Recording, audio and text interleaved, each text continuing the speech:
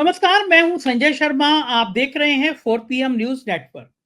हमारे प्रधानमंत्री जी की सच्चाई सामने आनी ही थी। वो जो पिंजड़े से, जो झोले से कबूतर निकाल के उड़ा रहे थे, उन कबूतर का सच सामने आ गया। 4 सालों बाद जीडीपी का इतना बुरा हाल हुआ है, जो आंकड़े सामने आए हैं। धड़ाम हो गया बाजार। जो सुहानी बातें थी कि हम दुनिया की बड़ी तेजी से बढ़ती हुई अर्थव्यवस्था हैं, हमारे यहाँ सब माला माल हो रहे हैं, उसका सच सामने आ गया। अभय द्विवेदी ने विस्तार से समझाया है कि देश कितने खतरनाक हालात में है।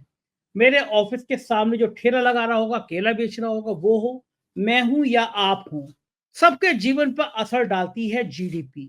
और जीडीपी के नाम पर जो धोखा आपके सामने पेश किया गया, उसकी परत दर परत खुल गई है। सामने आ गया है कि हम 4 सालों बाद धड़ाम हो गए हैं, तबाह होने के कगार पर हैं। अगर 80 करोड़ लोगों को 2 वक्त का राशन ना दिया जाए, तो देश में हाहाकार मच जाए। नेता जानते हैं कि राशन बंद कर गया तो पब्लिक घर में घुस के मारेगी। जनता के पास पैसा ही नहीं है, जनता के पास साधन ही नहीं है। कारपोरेट के मजे हैं, और हम और आप मध्यम वर्गीय परिवार तो मर ही गया है। इन तमाम मुद्दों पर अभय द्विवेदी जी से बात की, और मैं दावा कर सकता हूं कि अगर ये पूरा इंटरव्यू सुनेंगे तो आपको समझ आएगा कि ये देश कितने खतरनाक हालात में है, अर्थव्यवस्था की कैसी मार हो गई है, हम लोग कैसे तबाही के कगार पर आ गए हैं, और नेता लोग मस्जिद के अंदर मंदिर ढूंढने में और किसी के घर पर झंडा फहराने में आपको व्यस्त रखे हुए हैं, ताकि इन बुनियादी मुद्दों पर आप बात ना कर सके। क्योंकि ये वो बुनियादी मुद्दे हैं जिन पर आपने बात करना शुरू करी, तो सरकार का नंगा सच सामने आ जाएगा। मेरी रिक्वेस्ट है आपसे, आप जरूर सुनिएगा अभय द्विवेदी जी का ये विस्फोटक इंटरव्यू। और एक रिक्वेस्ट और है, उत्तर प्रदेश में कुंभ लग रहा है, सरकार ने हजारों करोड़ रुपए का प्रचार प्रसार का बजट रखा है, और मीडिया हाउस को गाइडलाइन जारी की, आपको ये दिखाना है कुंभ की सच्चाई क्या है। 4 PM पर आप देखते रहिए। हमने 2 वीडियो डाले हैं जो बता रहे हैं वहां के साधु महात्मा कितने नाराज हैं। पिछली बार भी कुंभ में ऐसी अव्यवस्थाएं हुई थी। सीएजी की रिपोर्ट में करोड़ों रुपए के घोटाले का आरोप आया था, और उन अफसरों को फिर से एक नई कमान दी गई है। ये सारी सच्चाई, कुंभ की सच्चाई भी आपको 4 PM पर मिलती रहेगी, आप देखते रहिएगा। फिलहाल चलते हैं अभय द्विवेदी जी के पास। आपसे रिक्वेस्ट है, चैनल को सब्सक्राइब करना और ज्वाइन करना ना भूलें। 4 PM न्यूज नेटवर्क में स्वागत है अभय द्विवेदी जी आपका। एक बड़ा गंभीर मुद्दे पे आज मैं आपसे बात करने वाला हूँ। बहुत बड़े बड़े हसीन सपने टीवी चैनल दिखा रहे थे। हमारे विश्व गुरु जी की कहानी बता रहे थे कि हमारे दुनिया में हमारी आर्थिक नीति इतनी बढ़िया है कि हमारा डंका बज गया है। हम दुनिया में इतनी तेजी के साथ अपनी आर्थिक विकास दर ला रहे हैं, देखती रहे कि ऐसे हमारे प्रधानमंत्री जी दावा करते रहे। लेकिन अब जो जीडीपी का आंकड़ा आया है, उसने पसीने छुड़ा दिए हैं। इन अनुमानों के मुताबिक वित्त वर्ष 24 और 25 से भारत का जीडीपी 6.4 की दर से बढ़ने का अनुमान है, जो 4 साल यानी कोरोना के बाद का सबसे निम्न स्तर है। और वित्त वर्ष 24 में दर्ज 8.2 की ग्रोथ से तेज गिरावट है, यानी 8.2 से और हम लोग 6.4 पे आ गए। ये अनुमान मार्च 2025 को समाप्त होने वाले चालू वित्त वर्ष के लिए रिजर्व बैंक के हालिया अनुमान से 6.6% कम है। वहीं डॉलर के मुकाबले रुपए लगातार गिरावट की ओर भागता चला जा रहा है। ये खबर एक ऐसी है जो मेरे, आपके और आम आदमी के जीवन से सीधी जुड़ती है, क्योंकि जब जीडीपी गिरेगी, इसका मतलब मेरे सामने खड़े होने वाले जो केला बेचता है, उसके ठेले पे भी उसकी जिंदगी का असर पड़ेगा। ऐसा नहीं जीडीपी बड़े लोगों का अनुमान है, बड़े लोगों की बातें हैं। जीडीपी भारत का जो बिल्कुल आम आदमी है, आम गांव देहात का आदमी है, उस पे भी असर पड़ता है, तभी जीडीपी के आंकड़े जुट पाते हैं। इतनी तेजी से ये जो ताश के पत्तों की तरह महल ढह गया है, मोदी जी, प्रधानमंत्री जी किन ख्यालों में गुम है? इतने गंभीर मुद्दों पे चैनलों पे बैठ के घंटों बहस क्यों नहीं हो रही है? और ये जो संकेत हैं, ये भारत की किस हाल की तरफ इशारा कर रहे हैं? आपका क्या मानना है बहन जी? संजय जी, सबसे पहले तो मैं एक स्पष्टीकरण देना चाहूंगा। इसको अंग्रेजी में डिस्क्लेमर कहते हैं, मतलब इनकारी बयान भी बोलते हैं इसको। मैं स्पष्टीकरण कह रहा हूं। वो स्पष्टीकरण ये है कि अर्थव्यवस्था एक ऐसा क्षेत्र है जिसमें मैं दिल से चाहता हूं कि मोदी जी कामयाब हो। लोकतंत्र के बारे में उनकी जो भी हरकतें रही हो, उन्होंने जो भी लोकतंत्र की दुर्गति देश में की हो, मैं ये मानता हूं कि अर्थव्यवस्था में वो जरूर कामयाब हो, और किसी क्षेत्र में भले ही विफल हो, हम लोग उनसे आलोचना करेंगे और निपटेंगे। क्योंकि अर्थव्यवस्था में अगर वो कामयाब होते हैं मोदी जी, तो उसका सीधा सीधा फायदा मुझे और आपको दोनों को मिलता है। उस ठेले केले के ठेले वाले को भी मिलता है फायदा, दूसरे रेहड़ी पटरी वालों को भी मिलता है फायदा, देहात में किसानों को भी फायदा मिलता है। अगर वो अर्थव्यवस्था के मोर्चे पे कामयाब होंगे तो डल्लेवाल साहब को वांछन नहीं करना पड़ेगा, अपनी जान दांव पे नहीं लगानी पड़ेगी, और जो आदिवासी हैं, आदिवासी तक की आर्थिक स्थिति बेहतर होगी। सब लोगों की जेब में पैसे आएंगे। अगर उनकी जेब में पैसे आएंगे तो उस पैसे से वो अपनी रोजमर्रा की जिंदगी गुजारेंगे, और बचे हुए पैसों को लेकर बाजार में जाएंगे। जब वो बाजार में जाएंगे तो कुछ खरीदेंगे तो दुकानदार का प्रॉफिट होगा। दुकानदार जो माल बेचेगा वो माल आएगा फैक्ट्री से, और जो फैक्ट्री से माल निकलेगा तो फैक्ट्री का गोदाम खाली होगा, यानी उसकी इन्वेंट्री हल्की होगी, तो वो फैक्ट्री और माल बनाएगी, तो अर्थव्यवस्था का पहिया चलेगा। नए मकान बनेंगे तो सीमेंट बिकेगा, लोहा बिकेगा, ईंट बिकेगी, लोगों को मजदूरी मिलेगी, और जब अर्थव्यवस्था का पहिया चलेगा तो सरकार के पास भी पैसे होंगे। सरकार और अच्छी सड़कें बनाएगी और फ्लाईओवर बनेंगे। यहां तक कि देहातों में भी इंफ्रास्ट्रक्चर, यानी जो बुनियादी सुविधाएं हैं, वो देहातों तक पहुंचेंगी। सब कुछ ठीक होगा और पैसे बचेंगे तो सरकार साइंस एंड टेक्नोलॉजी की रिसर्च पे पैसा खर्च करेगी। अगर वो रिसर्च पे पैसा खर्च करेगी तो वो दुनिया के जो अगुआ देश हैं, जो अमीर देश हैं, उनके साथ में आएगी। लोगों से टेक्नोलॉजी उधार नहीं लेनी पड़ेगी आपको, लोगों पर टेक्नोलॉजी के लिए निर्भर नहीं होना पड़ेगा अमीर देशों पर, सब कुछ होगा। इसलिए मैं चाहता हूं कि मोदी जी या जो भी इस देश का प्रधानमंत्री हो, वो अर्थव्यवस्था के मसले पर जरूर कामयाब हो। जब लोगों के पेट भरे होंगे तो सही तरीके से सोचेंगे, सही राजनीतिक फैसला लेंगे, तब उनकी ज्यादा समझ में, तब उनके सामने मोदी जी टुकड़ा फेंकते हैं जो लाभार्थी वाला, वो टुकड़ा कामयाब नहीं होगा। लोग कहेंगे तो बेकार है। आपको ध्यान होगा कि जब दिल्ली की सीमाओं के ऊपर किसान लोग धरना दिए हुए थे, तो एक पत्रकार ने जाकर एक किसान परिवार की महिला से पूछा, जो धरना देने के लिए आई थी, कि आपके पास वो जो आपके सेल फोन में जो प्रकट होते हैं वो रुपए आते हैं कि नहीं आते? तो उसने कहा हाँ आते हैं। कि तो आप उस रुपए क्या करते हैं? तो कहती मैंने तो उस रुपए से अपनी तम्बाकू खरीद ली, इससे मैं हुक्का पीती हूँ। ये उस महिला ने कहा, तो बहुत मशहूर हुआ था बात। मैं इस बात को कम से कम 100 दफे इस बात को कह चुका हूं। यानी वो अच्छे खासे घर के, वो अच्छे खुशहाल किसान परिवार की महिला थी, जो एमएसपी के लिए संघर्ष कर रहा है परिवार, न्यूनतम खरीद मूल्य के लिए संघर्ष कर रहा है। उसको वो लाभार्थी के रूप में उसको जो पैसा दिया जाता है, उससे उसकी राजनीतिक प्राथमिकता प्रभावित नहीं होती। वो उन महिलाओं में नहीं है जिसको आप अगर 1000 रुपए उसके फोन में अगर प्रकट हो मत तो वो दौड़ के आपको वोट दे आए। उन महिलाओं में से नहीं है। अगर परिवारों की आमदनी अच्छी होगी तो उन्हें दरअसल उस टुकड़े की जरूरत भी नहीं होगी जो कि लाभार्थी के तौर पे उनको दिया जाता है। इसलिए एक बार फिर मैं कह रहा हूं, मेरी दिली तमन्ना है कि मोदी जी कामयाब हो। अब प्रश्न ये है, क्या मोदी जी कामयाब होना चाहते हैं? आपने अभी जो आंकड़े सामने रखे हैं वो आंकड़े बताते हैं कि मोदी जी कामयाब नहीं है और ना होना चाहते। उसकी सीधी वजह है, पूरी भारतीय अर्थव्यवस्था को मान के चलिए कि वो 2 सेक्टरों में बटी हुई है। एक औपचारिक क्षेत्र है, एक अनौपचारिक क्षेत्र है। ये जो जीडीपी का आंकड़ा है, इसमें आपने गिरावट दिखाई है, ये सिर्फ औपचारिक क्षेत्र का आंकड़ा है। औपचारिक क्षेत्र क्या है? यानी अगर मान लीजिए 100 लोग हैं जो रोजगार शुदा हैं, 100 लोग जो नौकरी कर रहे हैं, उसमें से केवल 6 लोग औपचारिक क्षेत्र में खड़े हुए हैं, 94 लोग अनौपचारिक क्षेत्र में खड़े हुए। तो जो 6 लोगों के काम करने वाला क्षेत्र है, ये उसके आंकड़े हैं। जहां 94 लोग काम कर रहे हैं, वो केला वाला अनौपचारिक क्षेत्र में है, तो उसका आंकड़ा नहीं है। आप समझ रहे हैं ना? जो फैक्ट्री में काम करता है, जो कारपोरेट में काम कर रहा है, जो सरकारी नौकर है, जो यूनिवर्सिटी में पढ़ा रहा है, जो कॉलेज में पढ़ा रहा है, जो शिक्षक है, वो लोग, उन लोगों का आंकड़ा है ये जीडीपी का। अच्छा, अब समस्या क्या है? ये मोदी जी की गलती नहीं है, पहले से चली जा रही है। सरकार उस 94 लोगों वाले क्षेत्र का आंकड़ा जमा ही नहीं करती है। वो केवल 4 लोगों के क्षेत्र का आंकड़ा जमा करती है।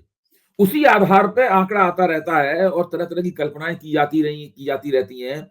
उसी आधार पर कहा जाता है कि हमारी अर्थव्यवस्था 5वें नंबर की है, कि तीसरे नंबर की है, कि दूसरे नंबर की है, कब हम पहले नंबर की हो जाएंगे। इस प्रकार की हवाई बातें की जाती रहती हैं, हवाबाजी की जाती रहती है।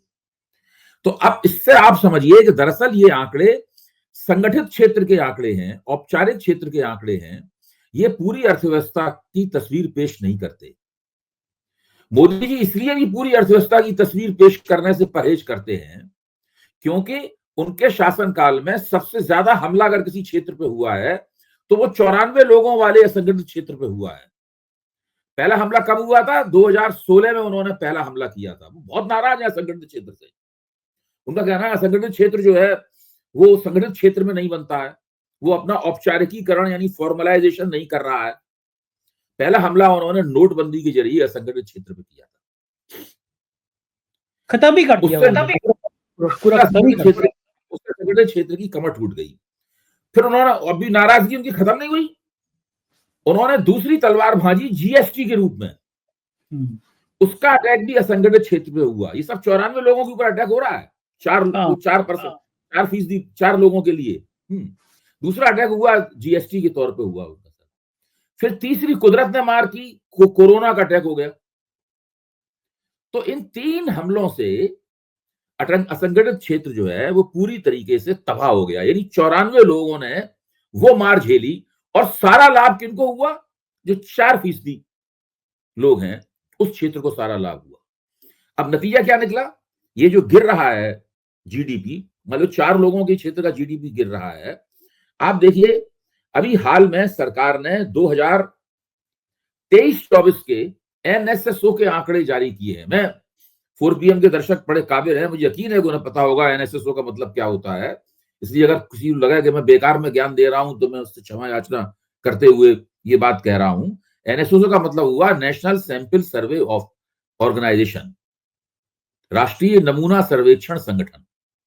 इसको और सरल भाषा में कह सकते हैं घरेलू, आप घर पे कितना खर्च करते हैं ये उसका पता लगाने के लिए सर्वेक्षण किया जाता है। हिंदुस्तान की आबादी, हिंदुस्तान के हाउस होल्ड यानी हर घर में, हाउस होल्ड में, घर में रोज हर महीने कितना खर्चा होता है ये उसका पता लगाने के लिए किया जाने वाला सर्वेक्षण है।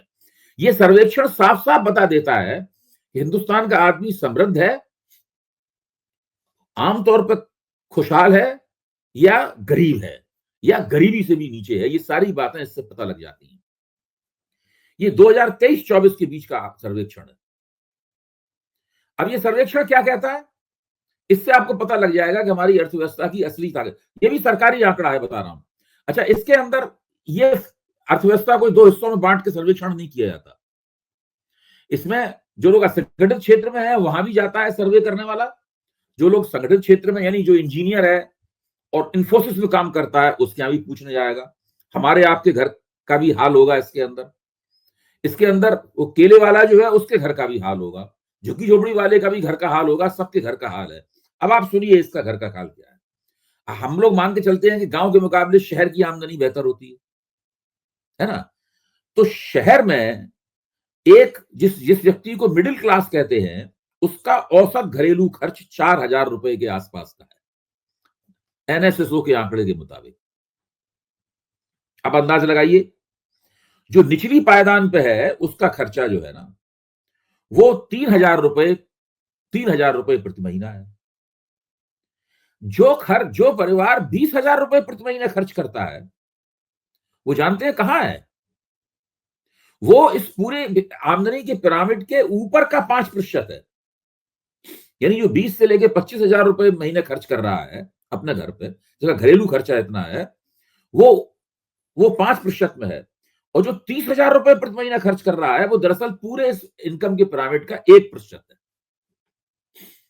अब आप इस बात की कल्पना कीजिए, भारत के 1% लोग 30,000 रुपए महीना औसतन खर्च कर रहे हैं। उसके बाद के 5% लोग जो है वो औसतन 20,000 रुपए महीना खर्च कर रहे हैं। और उसके बाद धीरे धीरे आप नीचे आते चले जाते हैं, मध्य वर्ग, निम्न मध्य वर्ग, और फिर निम्न वर्ग, और फिर अति निम्न वर्ग, और बिल्कुल तले में आ जाते हैं उस पिरामिड के। आप सोचिए जिस देश में लोगों का घरेलू खर्चा इतना है उनके पास पैसा ही नहीं है, इससे ज्यादा वो खर्च कर ही नहीं सकते। तो जब ये खर्चा है तो वो अर्थव्यवस्था जो है वो दुनिया की तीसरी, दूसरी, पहली, ये सब जो बकवासबाजी होती है, ये कहां फिट होता है। अच्छा, अब आप जो पिंक पेपर है, यानी जो आर्थिक समस्याओं से संबंधित अखबार होते हैं, आप पिंक पेपर्स को पढ़िए।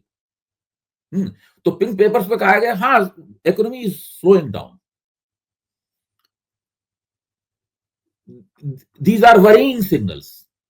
इस प्रकार के आपको डायलॉग मिलेंगे, economy is slowing down, these are worrying signals. लेकिन इससे ज्यादा परेशान होने की जरूरत नहीं है, अपटर्न विल कम। अभी डाउन टर्न है, अपटर्न विल कम। हाँ, upturn is waiting to be happened. आप समझ रहे हैं ना, इस प्रकार की बातें उसमें छपेंगी और तरह तरह की बातें कहीं आएंगी, तरह तरह की बारीक कताई होगी, जबकि स्थिति यह है कि यह स्थिति लगातार जारी है और ये निरंतर हो रहा है। अच्छा, अब इसमें कहीं भी न तो जीडीपी का आंकड़ा कहता है कि भाई बेरोजगारी की स्थिति क्या है, नहीं एनएसएसओ के आंकड़े कह रहे हैं बेरोजगारी की स्थिति क्या है, महंगाई की स्थिति क्या है, इसको एनएसएसओ के आंकड़े भी नहीं बता रहे हैं, जीडीपी के आंकड़े भी महंगाई की स्थिति को नहीं बता रहे हैं, क्योंकि ये आंकड़ेबाजी का एक दूसरा क्षेत्र है। तो और इस क्षेत्र में हम लोग दिन रात चर्चा करते रहते हैं। है क्या कि भारतीय अर्थव्यवस्था, भारतीय राज्य ने आर्थिक क्षेत्र से अपने हाथ खींच लिए। ये अभी से नहीं खींच रहे हैं, 1990 से ये प्रक्रिया धीरे धीरे करके चल रही है। और आज स्थिति यह है कि राज्य ने अपने हाथ, सरकार ने अपने हाथ आर्थिक क्षेत्र से इतने ज्यादा खींच लिए हैं कि अब उसके पास आर्थिक क्षेत्र को प्रबंधित करने की क्षमता न्यूनतम या तकरीबन नहीं रह गई है, खत्म हो गई है। सारा उन्होंने पहलकदमी, सब चीजें उन्होंने कारपोरेट सेक्टर को सौंप दी है। सरकार जो भी कदम उठाती है, जो भी नीतियां बनाती है, वो नीतियां दरअसल कारपोरेट सेक्टर के काम को आगे बढ़ाने के लिए बनाई जाती हैं। उनको कैसे फायदा हो, कैसे वो आगे बढ़े, इस सब के लिए बनाई जाती हैं सारी नीतियां। सरकार आर्थिक कारपोरेट क्षेत्र की फैसिलिटेटर है, उनके लिए रास्ता सुगम करने वाली भूमिका में सरकार आ गई है। यही अंतर्राष्ट्रीय वित्तीय शक्ति की, अंतर्राष्ट्रीय वित्तीय जो निजाम है, इसमें जिसके शीर्ष पर अंतर्राष्ट्रीय मुद्रा कोष, विश्व बैंक, विश्व व्यापार संगठन, ये सब बैठे हुए हैं, एशियाई डेवलपमेंट बैंक, ये सब बैठे हुए हैं, वो यही चाहती हैं कि ऐसा हो। उनके बताए हुए नक्शे कदम पर चलते हुए हम वहां से यहां तक आ गए हैं। 10 वर्ष तक कांग्रेस की सरकार ने अर्थव्यवस्था के इस रास्ते का नेतृत्व किया। 10 साल से नरेंद्र मोदी उनके बजाय अर्थव्यवस्था के इस रास्ते का नेतृत्व कर रहे हैं। सब कुछ सरकार के हाथ से निकल चुका है। सरकार अर्थव्यवस्था का प्रबंधन नहीं कर सकती है। सरकार केवल हेडलाइन मैनेजमेंट कर सकती है, वहां छपने नहीं देगी कि हिंदुस्तान में बेरोजगारी है, बहस नहीं होने देगी टीवी के ऊपर कि भाई अर्थव्यवस्था इतनी खराब क्यों है। ये तो एक पहलू। अब मैं दूसरे पहलू के ऊपर आता हूं। ये जो 4 लोगों का आंकड़ा है जो आपने इसका पेश किया अभी आप हमारे सामने, ये आंकड़ा भी बढ़ा चढ़ा के पेश किया गया है। ये इन्फ्लेटेड है, इसमें हवा भरी हुई है। जो तमाम सरकार जो आलोचनात्मक दृष्टि से भारतीय अर्थव्यवस्था को देखते हैं, वो कई बार से कह रहे हैं कि आंकड़े जमा करने की सरकार की और आंकड़ों का जोड़ बाकी करने की सरकार का तरीका गलत है। सरकार जानबूझकर आंकड़ों को फुलाने का काम करती है। इसलिए वो कहते हैं कि सरकार जो भी आंकड़ा दे उसमें से आप ईमानदारी से 2% कम कर दीजिए। अगर सरकार कह रही है कि 6 पॉइंट समथिंग, कितना 6 दशमलव कितना होता है आपने, 6.4। हाँ, अगर 6.4 सरकार जीडीपी बता रही है, उसका संगठित क्षेत्र का जीडीपी है, असंगठित क्षेत्र का है नहीं, उसमें तो आंकड़े सरकार जमा ही नहीं करती। अगर संगठित क्षेत्र का जीडीपी 6.4 है तो व्यवहारिक रूप से ठोस आंकड़ा है 4.4। जब सरकार ये कहती है कि हम आज, हाँ, अब सरकार जब ये कहती है कि आज हम तीसरे नंबर की अर्थव्यवस्था बनने जा रहे हैं, 5वें नंबर की हम बन चुके हैं, तब प्रोफेसर अरुण कुमार जैसे अर्थशास्त्री कहते हैं कि दरअसल भारत 9वें नंबर की अर्थव्यवस्था है। यह है वास्तविक स्थिति। 100 में से 94 लोगों की जिंदगी कैसे चल रही है, अर्थव्यवस्था के आंकड़े उसको प्रकट नहीं करते। एनएसएसओ के आंकड़े प्रकट करते हैं, जिनके बारे में बताया कि ये शहर के शहराती मध्य वर्ग, शहराती उच्च वर्ग, शहराती निम्न वर्ग की जानकारी इनके जरिए मिलती है। गांव में स्थिति और भी ज्यादा खराब है। गांव के लोग लगातार, गांव में सबसे ज्यादा समृद्ध कौन है? सबसे समृद्ध वो किसान है जो कि बाजार के लिए फसल उगा रहा है, यानी जो न्यूनतम समर्थन मूल्य के लिए संघर्ष कर रहा है, जिसको एक जमाने में हम लोग गलती से रिच फार्मर कहते थे, अमीर किसान बोलते थे। वो गलत बात थी बिल्कुल। वो रिच फार्मर है नहीं। वो उसमें कुछ एक रिच है, सब जगह कुछ एक रिच होते हैं, वो हैं। बाकी मझोले किसान है या फिर छोटे किसान है, यही है सारे। क्यों भारत में जो जोते हैं, यानी जो जमीन है, खेती लायक जमीनें हैं, उनके आकार ही छोटे हैं, तो उसमें बहुत ज्यादा रिच फार्मिंग की बहुत गुंजाइश है नहीं। तो शहर की, गांव की हालत इससे भी ज्यादा खराब है। हाँ, बस बहुत सारे लोग, जब मैं ये सब बातें कहता हूँ, अक्सर बहुत सारे लोग मुझसे पूछते हैं, तो फिर हिंदुस्तान के अंदर विद्रोह क्यों नहीं होता? क्यों इन नेताओं को वोट मिलते रहते हैं? क्यों सरकारें बार बार दोहराई आ रही हैं? हर बार सरकार पहले से ज्यादा वोट मिलती। देखिए, अर्थव्यवस्था की हालत धीरे धीरे खराब हो रही है। उसका पहला सबसे बड़ा सबूत यह है कि मोदी जी, जिन्होंने 2024 के लोकसभा चुनाव के ठीक पहले कई राज्यों में बहुत ही खूबसूरत और बेहतरीन जीत हासिल की थी। उन्होंने राजस्थान में कांग्रेस को हरा दिया था, उन्होंने छत्तीसगढ़ में कांग्रेस को हरा दिया था, मध्य प्रदेश में 20-22 साल के बाद दोबारा फिर उन्होंने, यानी कौन सी भी बार उन्होंने वहां चुनाव बहुत जबरदस्त तरीके से जीत लिया था। और सब लोग कह रहे थे कि मोदी जी अकेली टीम है, वो खेल रहे हैं मैदान में, दूसरी तो टीम ही नहीं है। इनका जीतना फोरगॉन कंक्लूजन है, पहले से तय है इनका जीतना, ये कह रहे थे। लेकिन जैसे ही लोकसभा चुनाव घोषित हुए, अचानक जादू की तरीके से कहीं से एंटी इनकम्बेंसी प्रकट हो गई। ये दिखने लगा कि भाई लोग तो बहुत नाराज हैं, लोग तो बहुत नाराज हैं। लोग कहते हैं साहब कि वो कांग्रेस ने आरक्षण के ऊपर प्रचार किया, इसकी वजह से वो दलित वर्ग बहक गया, ये वो फलाना ठिकाना, वो इन सब चीजों की भूमिका होती है, मैं इससे इनकार नहीं कर रहा हूं। लेकिन मैं हमेशा कहता रहा हूं कि आर्थिक प्रश्न के ऊपर जो नाकामी है सरकार की, वो एंटी इनकम्बेंसी उसकी वजह से प्रकट हुई थी। क्योंकि सब लोग जानते हैं कि अर्थव्यवस्था केंद्र सरकार चलाती है। सही बात है। अर्थव्यवस्था अखिलेश यादव नहीं चलाते, अर्थव्यवस्था ममता बनर्जी नहीं चलाती, अरविंद केजरीवाल नहीं चलाते अर्थव्यवस्था, अर्थव्यवस्था सिद्धरमैया नहीं चलाते, अर्थव्यवस्था योगी जी नहीं चलाते, अर्थव्यवस्था मोदी जी चलाते। तो अर्थव्यवस्था के सवाल पर अगर नाराजगी होगी तो वो मोदी जी के खिलाफ नाराजगी होगी, वो निर्मला सीतारमन के खिलाफ नाराजगी होगी, वो पीयूष गोयल के खिलाफ नाराजगी होगी, वो अश्विनी वैष्णव के खिलाफ नाराजगी होगी, वो इन लोगों के खिलाफ नाराजगी होगी।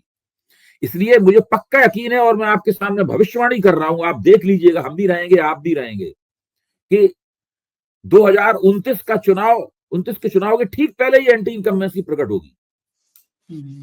और मोदी जी कितना भी मुसलमान विरोधी प्रचार करते रहे, टोटियां खोल ले जाएंगे, आपके मंगलसूत्र छीन लेंगे, आपका एक कमरा छीन लेंगे, कुछ भी मोदी जी कहते रहे, आपका आरक्षण छीन के मुसलमानों को दे दिया जाएगा, कोई भी कैसी भी ड्रामेबाजी करते रहे, ये बात उससे निपटने वाली है नहीं। हाँ, अपने ऊपर लागू हो रही है ना, इसलिए निपटेगी कोई नहीं। भाई लोगों की जेब में आप कुछ भी डायलॉग बोलिए, कैसी भी एक्टिंग कीजिए, अपने को विष्णु भगवान का अवतार कहिए, महादेव का अवतार बताइए, आप मोदी ये मुकुट लगा के आ जाएं, हाथ में सुदर्शन चक्र लेके आ जाएं, वास्तव में वो शेषनाग की शैया पर लेटे हुए दिखाई पड़े, कुछ भी है, तो उससे लोग वोट नहीं देंगे उनको। देखिए मोदी जी कहां हारे थे, आप सोचिए, मोदी जी का जो बहुमत मोदी जी ने खोया है, वो कहां हार के खोया है? मोदी तमिलनाडु में हारने से मोदी जी का बहुमत नहीं खत्म हुआ है। बीजेपी के गढ़ उत्तर प्रदेश, मोदी जी अपने प्रभाव क्षेत्र में हारे हैं। मोदी जी उत्तर प्रदेश में हारे हैं, हरियाणा में हारे हैं, मोदी जी राजस्थान में हारे हैं। मोदी जी उन इलाकों में पराजित हुए हैं जो इलाके, बिहार में मोदी जी की सीटें कम हुई हैं, उन इलाकों में पराजित हुए हैं जो उनका प्रभाव क्षेत्र माना जाता है, जो भाजपा का कैचमेंट एरिया माना जाता है। ठीक बात। तो जो पूरी घबराहट है, सत्ताधारियों में घबराहट है, इसी की वजह से घबराहट है कि अरे जो हमारी वोट जेब में पड़े थे, हमारी जेब से निकल गए वोट।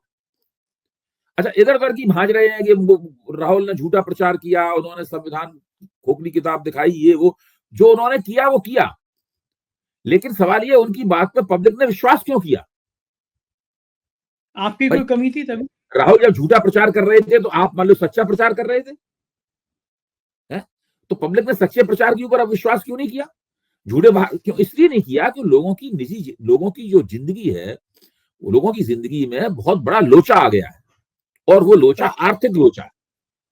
ये मराठी भाषा का शब्द है लोचा, आप लोग जानते हैं, वो आर्थिक लोचा है। तो वो उस आर्थिक लोचे से ये मुक्ति, अच्छा उस आर्थिक लोचे को प्रबंधित करना, उससे मुक्ति दिलाना इन लोगों के हाथ में नहीं है। मैंने बहुत जनरल टर्म्स में, सामान्य भाषा शैली में ये बात रखी है, ताकि सब लोग ठीक से उस बात से पे सोचें और विचार करें कि जो हम लोगों को हवाई बातें अर्थव्यवस्था के नाम पे की जाती हैं, वो कितनी ज्यादा झूठी और खोखली है। बिल्कुल ये बात है। इस दौर में मैं अंतिम बात आपसे ये पूछना चाहूंगा कि ये जो देश के 80 करोड़ लोगों को ये जो 2 वक्त का अनाज दिया जा रहा है, ये कब तक अर्थव्यवस्था बेहतर करने पे, जीवन यापन अच्छा करने के नाम पर दिया जाता रहेगा, और जिस दिन ये बंद होगा उस दिन फिर देश में क्या रिजल्ट आएगा? ये डिफेंस मैकेनिज्म है। ये जो है, ये दरअसल अर्थव्यवस्था, आप जो मुफ्त अनाज दिया जाता है, और जो भी जैसे ये लाड़की बहन योजना, और जो भी पार्टी दे रही हो, सब पार्टियां उसके अंदर शामिल हैं। ये सारे के सारे डिफेंस मैकेनिज्म है, ताकि लोग डंडा लेके सड़क पर ना निकल पड़े, श्रीलंका और बांग्लादेश जैसी हालत ना हो। डरे हुए नेता ही दे रहे हैं। हाँ बिल्कुल, ये जनता से डरने के कारण, ये जनता से बहुत डरा हुआ है पूरा शासक वर्ग। ये लोग बहुत भयभीत हैं, मैं आपको बता रहा हूं। जो भारतीय जनता पार्टी सत्ता खोने के डर से बहुत ही भयभीत है। सही बात है। उसको लगता है कि सत्ता हाथ से निकल गई तो हमारा होगा क्या, क्यों हम जो लोगों के साथ अरे उन्हीं लोगों ने हमें बताया है ये बात जो मैं कह रहा हूं, मैं अपने मन से नहीं कह रहा हूं। हमसे लोगों ने कहा है कि अरे भाई, अगर सत्ता हाथ से निकल गई तो फिर हम जिस डंडे से लोगों को पीट रहे हैं, वही डंडा हमारे ऊपर पड़ेगा। बात भी सही है, बिल्कुल पड़ेगा। बात भी सही है भाई, आपने लोगों के साथ बदतमीजी दी है, लोग आपके साथ बदतमीजी देंगे। एकदम सही बात, एकदम सही बात। तो बिल्कुल ये भयभीत शासकों का राज्य चल रहा है। इसीलिए डर के मारे हर चुनाव से पहले सोचते हैं नई स्कीम लागू करें, वही उसी के नाम पे वोट मांग लें। उसी के नाम पे अब हालत ये हो गई है कि लोग पुरानी स्कीम पे वोट नहीं देते, तो हर चुनाव में नई स्कीम चाहिए। अभी देखिए ना, लोकसभा चुनाव से पहले कौन कौन सी नई स्कीमें आती हैं। सही बात है, फिर आएंगी। हाँ, अब देखिए, अब वो जो उज्ज्वला योजना के नाम पे वोट अब नहीं मिलते। अब आपने शौचालय बनवाए थे, इस नाम पे वोट नहीं मिलते, कुछ नहीं मिलते। अब देखिए होता क्या है, झूठ की कोई सीमा नहीं है। अभी दिल्ली में चुनाव चल रहा है, मोदी जी ने पहली मीटिंग की, उसमें उन्होंने अशोक विहार में मकानों की चाबियां बांटी, नए मकानों की चाबियां बांटी लोगों को। अच्छा, क्या लोगों को मकान मिले? लोग चाबी लिए घूम रहे हैं। लोग चाबी, आप सोचिए ना दिल्ली में हालत क्या है, लोग चाबी लिए घूम रहे हैं, मकान है ही नहीं, मकान है ही नहीं। मोदी जी ने चाबियां बांट दी और गोदी मीडिया ने तालियां बजा दी। बिल्कुल सही है, बिल्कुल एकदम सही। अखबारों में, अच्छा अखबार वाले भी कब तक खबर दबाएं, कब तक खबर छुपाएं? कहीं ना कहीं खबर छपी जाती है कि लोग बड़े नाराज हैं, मकान तो है ही नहीं। अंदर डाली जाती है खबर, ये अंदर के कॉलम में डाली जाती है ताकि, लेकिन हम लोग तो पूरा अखबार पढ़ते हैं, हमें दिख जाती है खबर वो। बिल्कुल ठीक बात है। अंधेर नगरी। अच्छा, कब तक आप लोगों को उल्लू बनाएंगे? उसकी कोई सीमा है ना। अच्छा, मोदी जी की कामयाबी इस बात में है कि उनका राजनीतिक जीवन तो उल्लू बनाते बनाते गुजर गया। वो तकरीबन, मतलब वो तो अब बिल्कुल आखिरी दौर में है, उनका तो कुछ हो नहीं।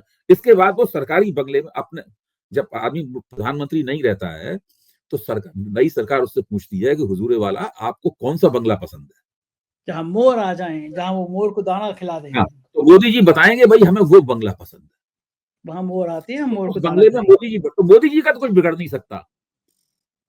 लेकिन उसके बाद के लोगों का क्या होगा, इसके बारे में मैं कोई गारंटी नहीं दे सकता। बिल्कुल ठीक बात। अंधेर नगरी चौपट राजा, टका शेर भाजी, टका शेर खाजा। बिल्कुल बहुत शुक्रिया भाई जी, आज तो आपने कमाल से विस्तार से समझा दिया। Thank you. ये थे अभय दुबे जी, और आपको लगा होगा कि आज का ये मुद्दा आपके जीवन से जुड़ा हुआ बहुत है। ध्यान रखिए, विचार करिए, अगर आपको आपके आने वाली पीढ़ियों को सुरक्षित रहना है तो मंदिर मस्जिद के झगड़े में मत पड़िए। बात करिए सरकार से कि जीडीपी तबाह क्यों हो रही है। ऐसा प्यार चैनल पे बनाए रखिएगा। शुक्रिया, थैंक यू।